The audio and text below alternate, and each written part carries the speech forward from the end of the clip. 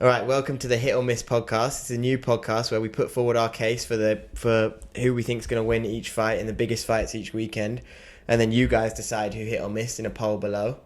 But first, I'm going to do a quick tell you about our subscription service on the Boxing Index website.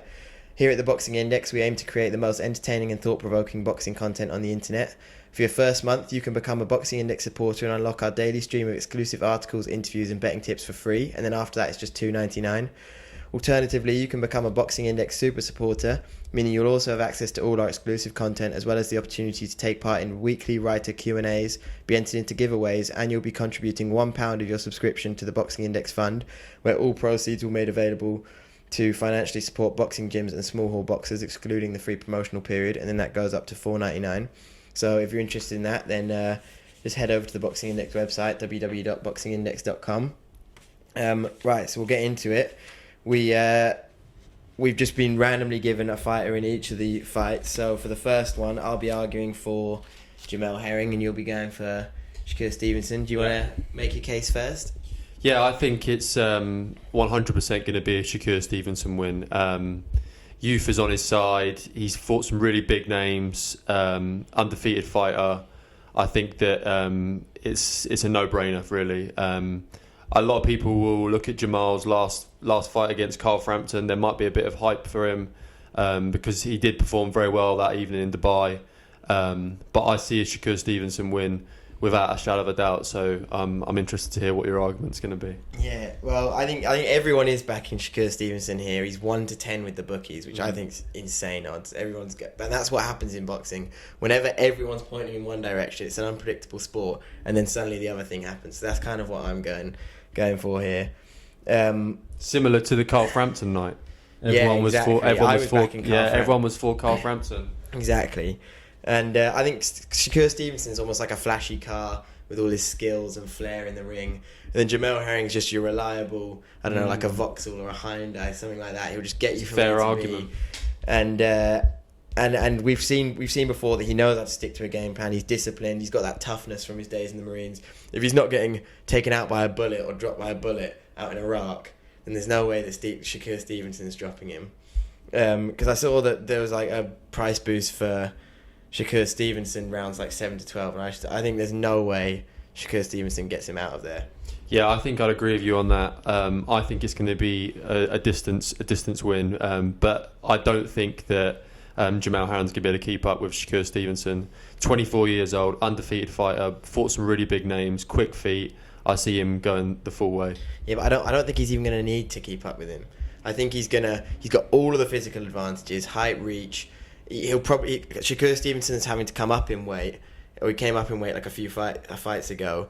Jamel Herring early in his career was higher in weight and has come down. So I think he'll be heavier on the night. He's a much bigger man. I think he's just going to bully Shakur Stevenson. He won't even need to slow him down because he just won't be able to go anywhere because he'll just be like pushing him against the ropes, holding him, leaning on him.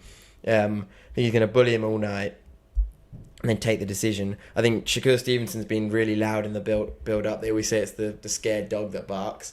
I think that's gonna come out in the ring. Jamel Herring's looked cool, calm, and collected all week, and I think he's gonna add to his legacy this weekend, win by decision. I think it's going to be a really good fight. However, we've also seen in the past Floyd Money Mayweather likes to make all the noise, and he's an undefeated fighter. I see a lot of the same sort of style, same sort of approach that Floyd has with Shakur Stevenson as well. A young, exciting fighter with quick feet, and I see him 100% beating Jamel Herring. You can't teach an old dog new tricks. Yeah, but there's too many people nowadays who try and replicate Floyd Mayweather. It's just Floyd Mayweather just was a once in a lifetime kind of fighter. You're not going to be able to do it again, and there's too many guys, including Shakur Stevenson, who try and do that. We've seen it with Adrian Broner.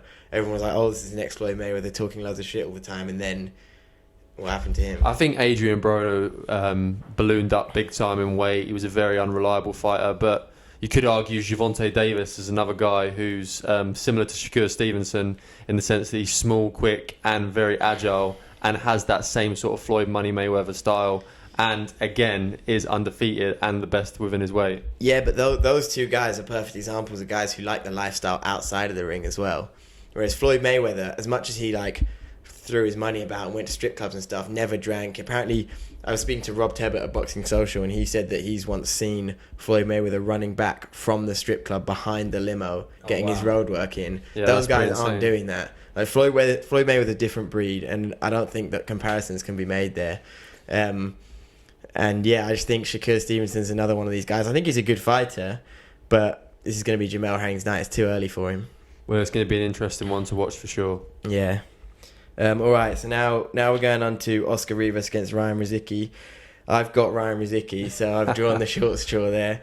But we'll let you make your case first, and I'll try and come back with something. Listen, I think it's a no-brainer. Oscar Rivas, I believe it's 27 wins, 1 loss. He's an excellent fighter. He's from Colombia. He has that Colombian strength. I think, although he's a little bit older, I believe he's about 34 years old. Yeah. And I think Ryan Rozicki is 26. I do still think that experience, also weight, as we previously spoke about, the fact that he's got 20 pounds on Ryan Rozicki. It is going to be a new weight, the Bridger weight, which is going to be interesting to see. But I think with that weight advantage, with that experience, and judging on his performance against Dylan White, where he kept fighting until the end, I can't see how Ryan Rozicki is going to get through this one.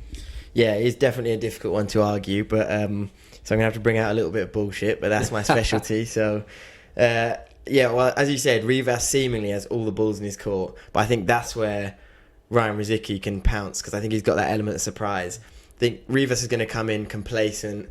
He's not going to be thinking Rozicki's going to be doing anything. It's going to be like Mikey Garcia against Sandor Martin. Mike Garcia's going to, when he came in and just thought, I can just walk him down. That's what Rivas is going to think, and then Rozicki's going to surprise him. He's got 13 knockouts in 13 fights. So he must have some kind of power there. I think Rivas is just going to walk onto something, but Rozicki's got to come out swinging from the start. As you said before, Rozicki's the younger man, always an advantage, and he's got the cooler nickname. He's called the Bruiser. Rivas is called Kaboom. He has the home advantage as well. Yeah, home turf advantage. I've got that. But yeah, Kaboom, rubbish nickname. So that's a point in the Rozicki corner. I think he's fresher than Rivas. He's got fewer miles on the clock. He's not been in a war like Rivas has with Dillian White. And he's got tattoos everywhere, which makes him look pretty intimidating. When he's walking in the ring, in the arena, tattooed up, the home crowd behind him, over the tannoy, them saying the Bruiser, I think Rivas is going to shit himself, and Rozicki's going to come away with the win. I have to disagree with you. I think if you look at Oscar Rivas, it looks like his skin's made of leather, mate. I think he's going to come through this and just absolutely batter him. It might be late. It might be a late stoppage in towards the later rounds, but I can't see how it's not going to be an Oscar Rivas win. 100%. That Colombian heart is going to come through. Yeah, well, to be honest, I kind of made all my points there. There's not really anything more you can say about Ryan Rozicki. Yeah. I've kind of ran out there, but yeah, we'll have to see on Saturday night. One thing for sure is there's definitely going to be a knockout. Yeah, I agree with that one. But yeah, so let us know in the poll below this, or it might be on our Twitter, depending on whether, because I haven't actually figured out if you can put polls on YouTube yet. But yeah, let us know who you think won that debate, who hit and who missed. And we'll see you again next week. Follow us again on Boxing Index, at Boxing Index on all our social media accounts, Instagram, Twitter, TikTok. And yeah, thanks for joining us, and hopefully we'll see you again back next week. Absolutely my pleasure. Look forward to coming back. All right, cheers for listening. Bye.